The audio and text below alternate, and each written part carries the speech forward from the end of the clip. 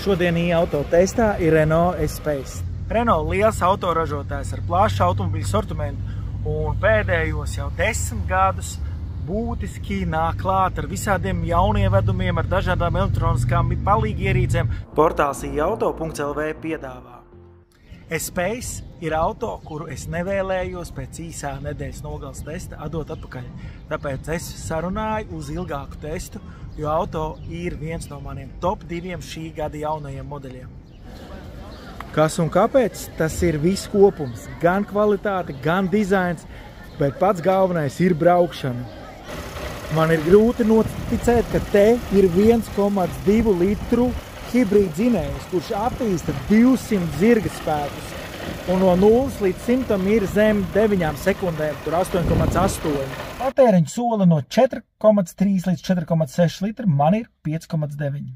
Daudz ko izsaka auto dizains, un ja tu pērc automobīli par 40 000 plus, tad tu gribi, lai viņš ir, teiksim, tāds sportīgāks varbūt, un vairāk šis gan S-Space ir tā kā bijis, jāsaprot, visu laiku minivans, tā kā ģimenes auto. Tagad sludinājuma ievietošana ZIP ir bez maksas. Pamēģini! Portālā ZIP.LV. Gudri sludinājumi. Mēs šeit redzam Renault jauno dizaina līniju, kas ir saskatām vairākos modeļos ar šīm te bumeranga tipa gaismām, gan priekšā, gan aizmugurē. Keyless Go sistēma ar šo atslēgu jau gadiem strādā ļoti labi. Arī šeit, šim auto. Tu pienāc, viņš pats atslēdzās. Būtībā tev vairs vispār nav jāuztraucās, vai auto ir ciet vai vaļā. Mūsu gadījumā turklāt vēl bija 7 vietas, cik ērti tur var iesēsties. Elektroniskais bagāžnieks, un te redzam ir noslēpti 2 krēsli. Kas ir svarīgi, krēsls var diezgan labi nolaist, un mēs dabūsim pat taisno grīdu. Skatamies. Lūk, tiešām ir iegūta ļoti liels tilpums, un sanāk taisnā grīda, kas ir svarīgi, lai pārvadātu, piemēram, sadzīves tehniku, liels kastes. Kad esam pacēluši krēslus 3. rindā, jau pavisam maz mums ir palikusi vieta bagāžniekā, kas ir saprotams. Taču jautājums ir, ko mēs šeit redzam. Un redzam to, ka šeit var iesēsties ļoti, ļoti maziņš cilvēks. Es teiktu, ka pieaugušiem tas būtu pārāk liels izaicinājums, bet mēs pamēģināsim. Mēs varam atbīdīt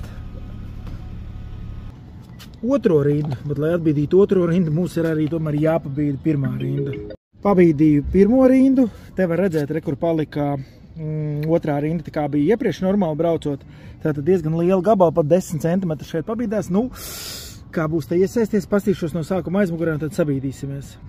Galīgi cieši iesēdos, neko neatbīdīju. Kā saka, centimetrs centimetrā. Ir brīvas vietas, nespiežās, bet, cieši. Un tagad sēžamies aizmugurē. Šitā viņš sabīdās, kas braukuši ar busiņiem. Un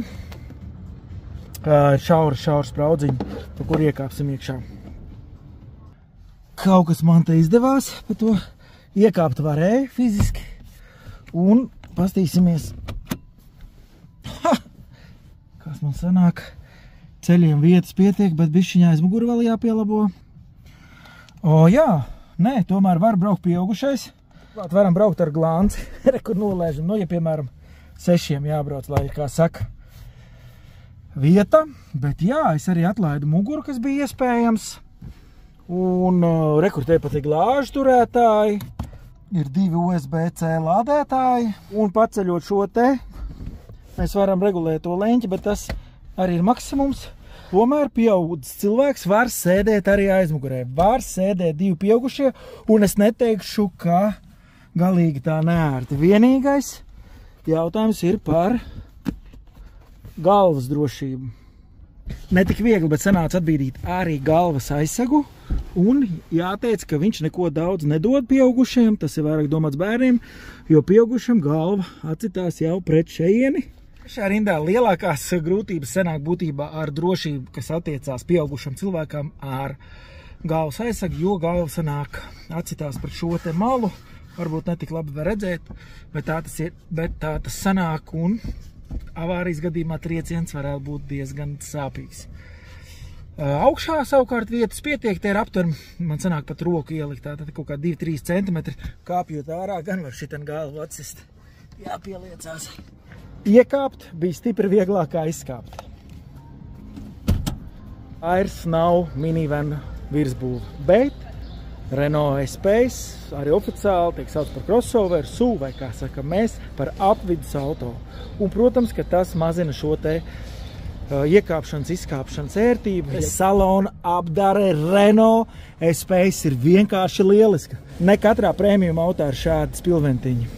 Tā kā pārsvarā tomēr mēs braucam vispār 1 vai 2 un aizmugurē ir reti kāds, 3. rindā vēl retāks, nu tad, ja jābrauc 4. vai 5, tad šeit tik liels attālums, nu, reti, kurā auto ir sēžot 2. rindā. Ļoti daudz vietas ceļiem. Arī augšā ir pietiekoši daudz vietas. Mēs redzam, šeit ir līdz panorāmas logam kādi centimetri. Ko dod panorāmas logs? Mēs varam redzēt šādu skatu, un tas ir caur panorāmas logu. Jāteic gan, ka vasarā tomēr viņš diezgan stipri uzsilst, un līdz ar to salons uzsilst. Durvju apdala līdzīgi kā salons, viss ļoti kvalitatīvi. Galvenās pogas ir Harman Kardon skaņa, LED lampiņa ielaista, metāla detaļas, mīkstā plasmas apšuvums. Nu, cietā. Paskatīsimies, kas mums notiek automobīļu priekšā. Start stop poga, ieslēdzās mums. Panelis šeit ir multisense, ko es teicu, kur var regulēt režīmus. Kruīz kontroli, skaļumi, viss saslēdzās ar Androidā. Ir head-up displays, rāda gan cik ātri brauc, navigācija parāda un zīmes ierobežojums parāda.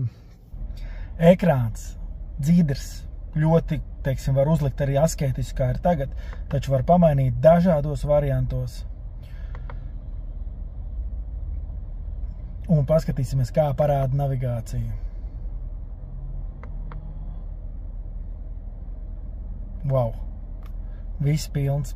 Ļoti labas adapcijas iespējas, var daudz ko pamainīt, pielikt klāt, ja kaut kas interesē. Liels informatīvs multimedijas sistēma, varam navigāciju, viss ļoti labi strādā, parāda, kas kur notiek. Nomainīt krāsas, palaist kameras, apskatīties, kā strādā kameras. Tās ir priekšējās kameras, ieliksim tagad atpakaļgaitā. Redzam apakaļskatu kameru, izšķirt spēju. Aizņem daudz vietas, bet ir ērts. Šāds rokas balsts. Apdarē te ir koka imitācija vai koks, nu, izskatās ļoti kvalitatīvi. Dzinējs ir tiešām jaudīgs, patīkams, turklāt te ir vēl iespēja regulēt dažādas režīmus un ar multisense ieliekot sportā. Nu, pat neticās tiem rādītājiem, kurus es teicu iepriekš, ka tie ir patiesi, liekas, ka auto ir daudz ātrāks, paiga labā braukšana, ļoti labi līdzsvarots. Stūrēšana āsa patīkama, viena no labākajām vadāmībām, kas man ir bijusi šogad. Grūtākā lieta ir auto cena. No 40 līdz 50 tūkstošiem diezgan liela variācija, bet tagad ir 5000 eiro atlaide. Zem šī video tu atradīsi saiti uz e-auto rakstu, kur būs vairāk norādīti tehniskie rādītāji, izmēri, lielumu un vēl daudz palīgas sistēmas, kas ir šī automobīlī. Kas tad ir vēl top 2 no šogad brauktiem auto, kurus negribēja sadot? Tas ir Volkswagen Touareg ar 3-litrīgo dzinēju, bet par to cits video mūsu kanālā. Ja tev patīk šis video, tu gribi uzzināt vairāk gan par auto jaunumiem, gan par satiksmi, tad piesako e-auto sociālajos tīklos. Portāls e-auto.lv piedāvā